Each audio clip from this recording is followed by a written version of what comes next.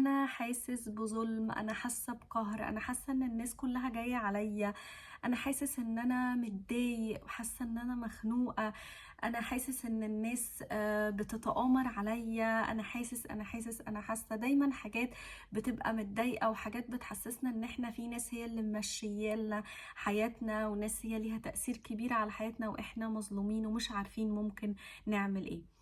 لو انت او لو انتي من الناس دي يبقى الحلقة دي عشانكم النهاردة. تعالوا كده، اول سؤال محتاجة ان انا اسأله للناس اللي حاسة بكل الحاجات دي: وبعدين هنعمل ايه؟ طب احنا حاسين بكل الحاجات دي، وتعالوا اتفق معاكم على حاجة، يعني احساسكم صعب جدا واحساسكم بيوجع كل حاجة، وممكن كمان تكون كل الحاجات اللي بتتقال دي فعلا حقيقية. بس طيب برضو وبعدين يا ترى هنفضل مكملين حياتنا وشايلين كل الشيلة التقيلة دي معانا، ولا هنقول ستوب لحد هنا ومحتاجين ان احنا نعدل مسار حياتنا للأحسن، ونمشي بطريق أحسن ونحسن كل الحاجات اللي احنا الأحاسيس الصعبة اللي احنا حاسينها دي؟ لو قررت ان انت عايز تعمل كده يبقى كمل الحلقة دي لحد الآخر. تعالوا كده اتكلم معاكم في حاجة مهمة قوي. دلوقتي انا لو في عربية ماشية وانا العربية دي قلت العربية ستوب، وقفي لحد هنا، مين اللي هيعمل ستوب للعربية؟ اكيد اللي قاعد وسايق هيدوس على الفرامل عشان يعمل ستوب ويوقف العربية. فما بالك لو حد قاعد ورا وانا بقوله يلا ستوب دلوقتي، ما تكملش، وقف في الحتة دي. لو مهما عمل هو مش هيعرف يوقف. ليه؟ لانه مش قاعد قدام في مقعد اللي سايق العربية.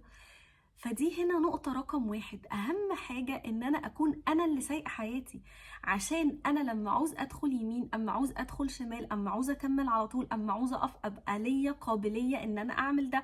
ما بقاش قاعدة بصرخ على المقعد الجانبي وعمالة أقول للي سايق اركن على جنب، اركن على جنب. هو لو مش هيركن عمره ما هيركن لو أنا عملت إيه، لأن هو اللي سايق وبمزاجه في الآخر، يا يركن يا ما يركنش. فأول وأهم حاجة في حياة الناس اللي حاسة كل الحاجات الصعبة اللي أنا قلتها دي، أول حاجة إن أنت تقعد على مقعد السايق في حياتك وتكون فاعل مش مفعول به، تكون أنت الفاعل في حياتك. وهنا في جملة حلوة قوي لستيفن كوفي بيقول إن أنت يعني الحاجات اللي بتحصل بره حياتك ليها تأثير بنسبة 10%، إنما أنت رد فعلك تجاه أي حاجة حصلت دي ليها تأثير بنسبة 90%. فما تقلبش الآية بقى. وخليني احكي لكم مثل هنا مهم جدا في حياتنا احنا مع بابا.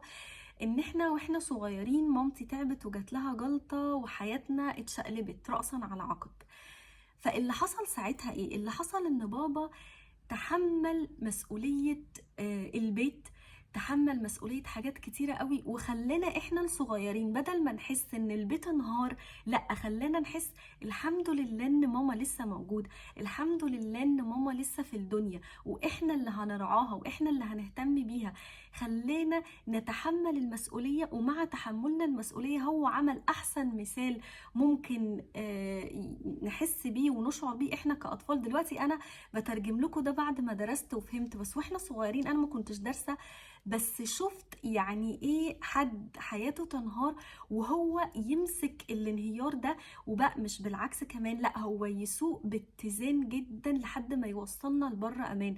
خلانا احنا مثلا، انا معايا ناس من مثلا كانوا معايا في المدرسه او ناس من الجامعه اصلا ما يعرفوش ان انا مامتي تعبانه او ان انا في حاجه في حياتي، عشان انا اصلا مش حاسه، انا اصلا حاسه ان حياتي ماشيه تمام ومفيش اي مشكله فيها الحمد لله رب العالمين. بل بالعكس، الحاجه اللي حصلت دي انا شفتها نعمه من عند ربنا ان ماما لسه موجوده. كل ده كان ايه؟ كل ده كان رد فعل بابا تجاه الحدث المؤثر الصعب اللي حصل، اللي شقلب لنا حياتنا كلنا. ان هو تحمل 90% من اللي حصل ده ورجع مسار حياتنا تاني للاستقرار. ما خلاش اللي حصل ده، خلى نسبته 10% مش 90%. كان ممكن نسبته تكون 90% والبيت ينهار واحنا ننهار ونفسياتنا تنهار، وهو يقول ويقول انا كان هعمل ايه، انا اتظلمت، انا حصل لنا كذا وبتاع، وولادي مين اللي هيشيل مسؤوليتهم، وولادي هنعمل معاهم ايه. وكان ممكن يعمل كل ده ولا يلام، لان فعلا الحياة انهارت مرة واحدة. بس لا، هو ما عملش ده خالص، بالعكس خلاها نقطة قوة في حياتنا كلنا. ليه؟ لانه كان فاعل، لانه كان هو اللي ماسك الدريكسيون بتاع العيلة بتاعتنا وبتاع كل حاجة، هو اللي ساق لبر الأمان.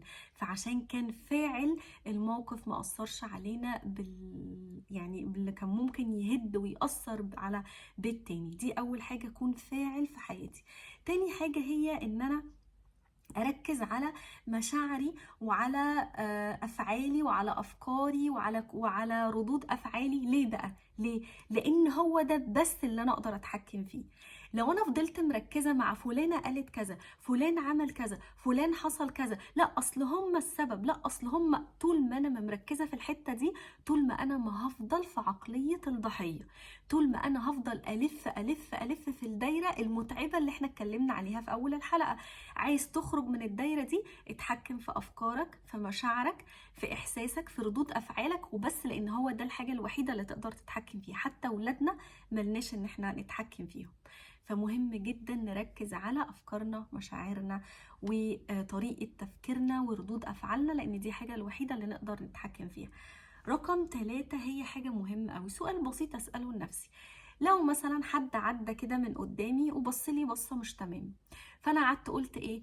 دي بصيت لي كذا عشان هي المره اللي فاتت حصل ما بيننا كذا، فانا اتضايقت، فهي متضايقه ان انا اتضايقت فحصل كذا، فرحت انا كمان مديها النظره التمام، وهكذا وهكذا وهكذا. هنا اللي حصل ايه؟ والسؤال اللي مهم اساله لنفسي ايه قبل ما اقعد افكر في الباترن دي؟ اسال نفسي: يا هاجر، هو انت تفكيرك ده حقيقه ولا وهم انت عماله تقوليه؟ هنا بقى بقول الكلمة دي لأن أي حاجة بتحصل في حياتنا دي الحدث اللي حصل. احنا بقى بنتصرف على أساس الأفكار اللي جات لنا تجاه الحدث اللي حصل ده. فهي مثلا بصت لي بصة مش تمام، فأنا الأفكار اللي جات لي هي إنها كذا وإنها كذا وإنها كذا، فخلتني أتصرف تصرف أنا كمان مش حلو.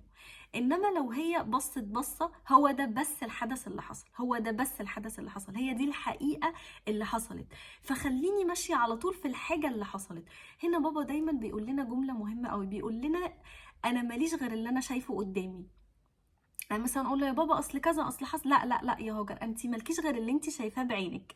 شفتي بعينك ده؟ لا، خلاص يبقى خلاص. فخلينا دايما نسأل نفسنا: هل ده افكاري والحاجات اللي بتدور في دماغي تجاه الحاجة اللي حصلت دي، ولا دي حقيقة فعلا وحصلت قدامي؟ ده هيخلي حياتنا تتغير بطريقة رهيبة، ويخلينا نوقف باترن الأفكار الوحشة اللي بتجيلنا تجاه أي حاجة حصلت، حتى لو الحاجة اللي حصلت دي وحشة. نحاول ان احنا نهدى ونسأل نفسنا: هل ده حقيقي حصل ولا دي الأوهام اللي عمالة تدور في بالي؟ طيب دي كانت رقم 3. رقم 4 بقى مهم جدا، ان انا لما يحصل اي مشكلة في حياتي، كلنا بيحصل لنا مشاكل في حياتنا، ان انا اعدي المشكلة دي، ما وقفش حياتي كلها وافضل قاعدة وبندب على المشكلة دي او بفكر في المشكلة دي وبس. وهنا برضو بابا كان بيشتغل في شركة امريكية كبيرة قوي، وفي وقت من الاوقات حصل مشكلة كبيرة في الشركة دي، فجه مدير الشركة قال: احنا هنوقف شغل وهنوقف المشروع وهنوقف كل حاجة. فبابا قال له ايه؟ قال له: ليه؟ كل ده خسارة أكبر من الخسارة المشكلة نفسها، ما احنا نكمل المشروع اللي بيحصل مع ان احنا نفضل نفكر في حل للمشكلة.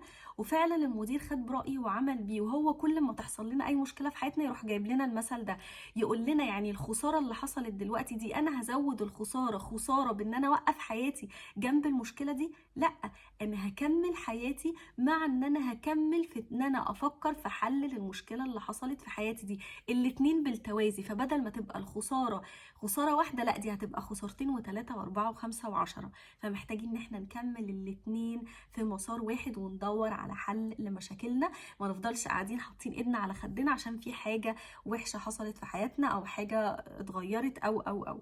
فمهم جدا ايه الاربع حاجات اللي قلت عليهم النهاردة عشان احنا نبطل نحس الاحاسيس الصعبة والظلم والقهر ده، ان احنا نكون الفاعل في حياتنا، ان احنا نركز على افعالنا ومشاعرنا وافكارنا وردود افعالنا، لان هي دي الحاجة الوحيدة اللي لينا تحكم عليها. تالت حاجة ان انا اسأل نفسي: هل اللي حصل ده افكاري ومشاعري تجاه اللي حصل، ام هي مجرد اوهام في بالي، ولا هي فعلا حقيقة حصلت؟ رابع واخر حاجة ان انا لما يحصل اي مشكلة في حياتي احاول ان انا احلها مع ان انا ما اوقفش حياتي وافضل قاعد حاطط ايدي على خدي جنب المشكله دي.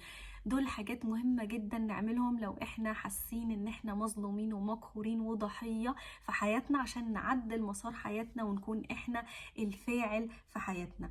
طيب افرض انا عرفت كل الحاجات دي وعايز اعملها، بس انا ما عنديش طاقه، مش قادر اعمل ده.